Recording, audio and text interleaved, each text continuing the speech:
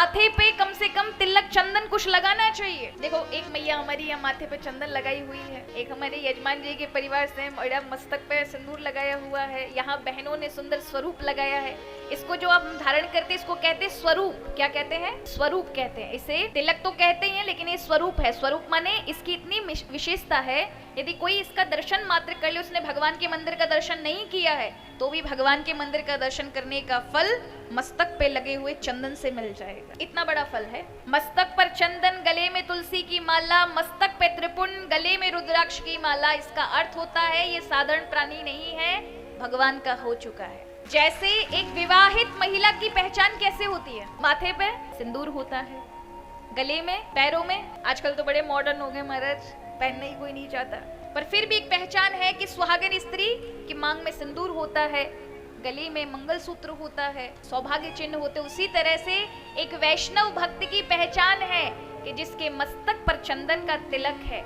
अगर इतना बड़ा नहीं लगा पाओ तो छोटा सा लगाओ।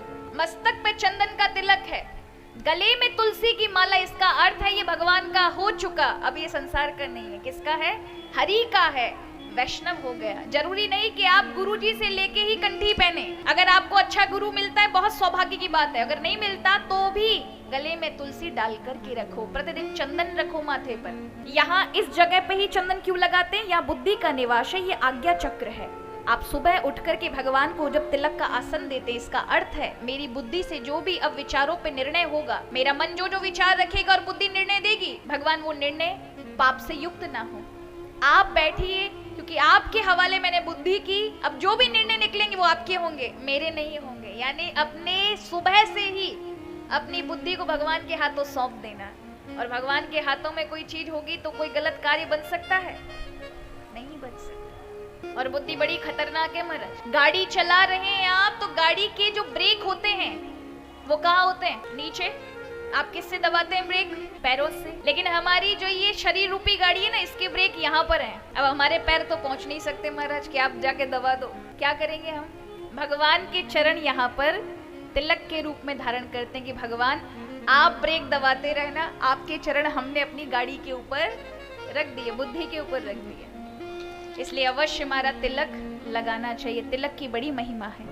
और उसमें भी अगर आपको गोपी चंदन, जो मैं अभी मेरे मस्तक पर लगा है, ये गोपी चंदन है। ये द्वारिकापुरी में आप 7-8 किलोमीटर बाहर जाएंगे तो वहां पर गोपी तालाब है, जहां भगवान की प्यारी गोपिकाओं ने भगवान के शरीर पे लगा हुआ चंदन उस तालाब में धोया था। इसीलिए वहां पर पूरे गोपी चंदन की खान है। बहुत सारी मिट्टी मिट्टी गोपी चंदन ही है, सिर्फ तालाब में मिलेगा और कहीं नहीं मिलेगा। उस गोपी चंदन को वो साक्षात विष्णु का स्वरूप माना जाता है, उसको लगाने का बड़ा फल है। यहाँ भगवान विष्णु ब्रह्मा जी से कहते हैं, यो मृत्तिकाम द्वारवती समुद्भवाम करे समादाय ललाट पट्टके करोति नित्यम पुरुषो ध्रुव पुंडम क्रियाफलम कोटि गुणम तदा भवे। जो द्वारिका से समुद्र उत्पन्न गोपी चंदन को हाथ में लेके ललाट देश में, यानी यहाँ मस्तक पर बड़ा या छोटा कोई भी तिलक करता है तो उसके पुण्य कर्मों का कोटि गुणा अधिक फलदायक होता है। और यही फल तुलसी जी की जड़ में लगी हुई मिट्टी का फल है। अगर वहां से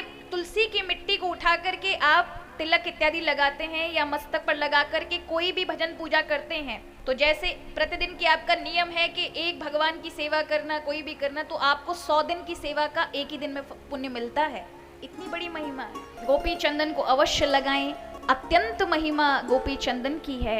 यहाँ पर कहा है कि अगर गोपी चंदन का आप किसी को दान भी करते ना, उसका भी फल है। गोपी चंदन खंडम तू यो ददाती च वैष्णवे कुल अष्टोत्तरम तेन तारितम वै भवे क्षतम। जो व्यक्ति गोपी चंदन का एक छोटा सा टुकड़ा भी किसी भक्त को दे देता है, उसके 108 कुल तर जाते हैं जो ऐसा कृत्य करता है। ये भगवान की वाणी है, भगवान बता रहे हैं ब्रह्मा जी को। गोपी चंदन से जिसका शरीर चिन्हित है, मैं हमेशा उसके शरीर में सदा निवास करता हूँ। इसलिए भगवान के संत, भगवान के भक्त हमेशा अपने मस्तक पर आपको चंदन से युक्त ये तिलक लगाकर ही मिलेंगे। कारण इसका फल बहुत अत्यधिक है, भगवान से प्रेम कराने वाला, भगवान से जोड़ने वाला है। मेरा आपसे ये करवद्द आग्रह है, आप ये बड़े बड़े तिलक ना लगा पाओ तो कम से कम सुबह कोई ना कोई चंदन का एक छोटा सा टीका ही लगाओ। लाल रंग की बिंदी ही लगाओ, लेकिन अपने आज्ञा चक्र में भगवान को आसन अवश्य दो, तभी सुबह की शुरुआत करिए।